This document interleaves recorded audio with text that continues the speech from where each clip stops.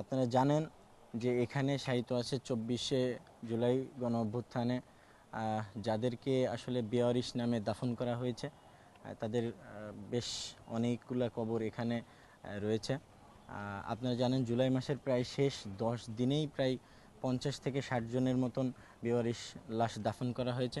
এটা আসলে জাতি হিসাবে আমাদের জন্য অত্যন্ত দুঃখজনক যে খুনি হাসিনা ফ্যাসিস্ট যে আচরণ, স্বৈরাচার শেখ হাসিনার বিরুদ্ধে আমরা লড়াই সংগ্রাম করে 24-এর অভ্যুত্থান ঘটাতে পেরেছি এবং যে সকল ভাইয়েরা শহীদ হয়েছেন আজকে তাদেরই দোয়া, তাদের প্রতি দোয়া এবং ভালোবাসা রাখার জন্য ছাত্র অধিকার পরিষদ কর্তৃক আমরা এই কবর জিয়ারাতের আয়োজন করেছি।